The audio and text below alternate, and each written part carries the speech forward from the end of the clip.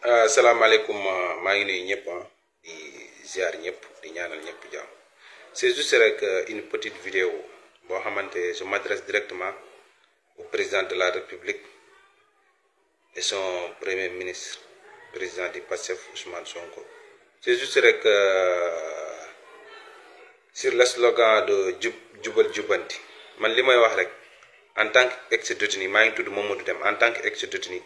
wax dëgg yàlla ñun les victimes gisuñu suñu bopp ci seen gouvernement waaw gisuñu suñu bopp ci seen gouvernement ndax ñun dañoo loru waaw nekk ci kaso bi pendant des mois perte ci des millions waaw parce que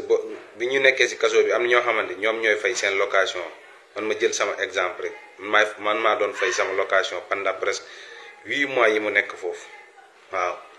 léegi nag lépp loo xamante ne man dencoon naa ko dépassé naa ci kaso bi jël avocat ak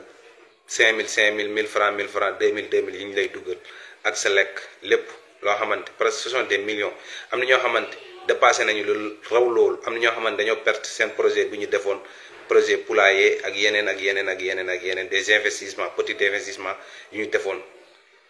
léegi nag ñu génn ci kaso bi dem campagne battre campagne ba nga jël nguur ngi toog presque quelques mois dissoudre assemblée ñu wàccaat bàyyi woon li ñuy teewoon yépp wàccaat sur le terrain tamit dem campagne jox la majorité je pense que ñun les victimes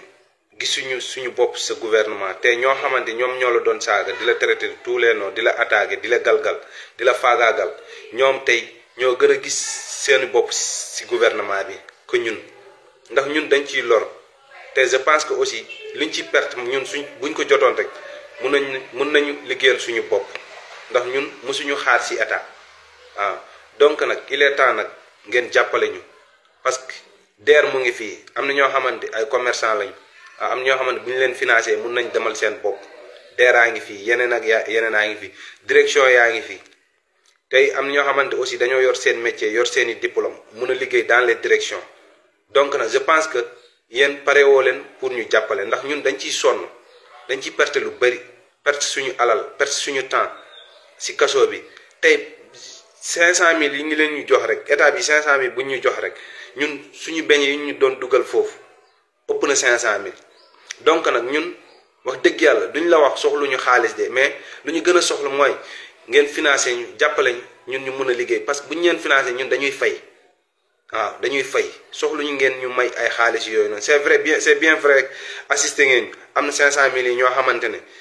mun na leen servir quelque chose man jot naa ci waaw bu dee dëgg-dëgg rek mais ñu bëri aussi tamit jotuñ ci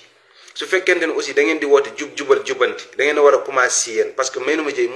mënul def conférence de presse am taxaw ne dans l'immédiat toog presque 2 semaines la soog a commencé jox taxawaat aussi ba léegi ñoo xamante la majorité de les victimes kenn jotu ci am ñoo xamante dañoo naroon dem korité ci la ñu xaaroon te ba léegi zéro donc nag jubal jubanti bi si yéen la war a commencer parce que Maimouna Dièye jubalul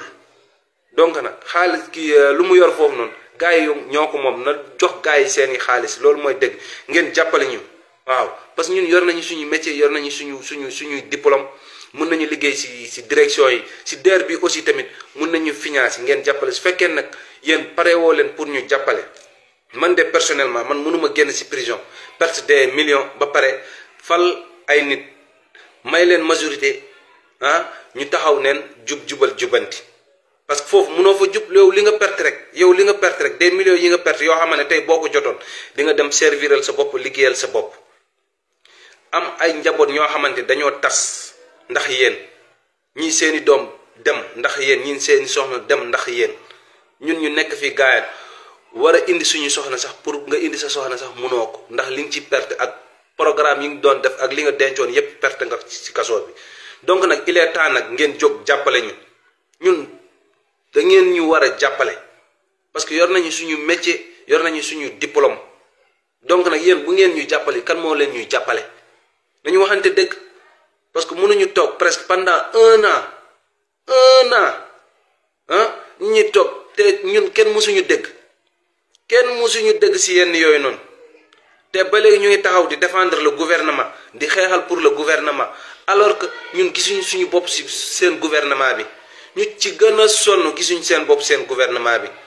te ñu leen doon attaqué di leen saaga di leen wax de tous les noms tey ñoom ñoo gën a gis seeni bopp si gouvernement bi wasalaam.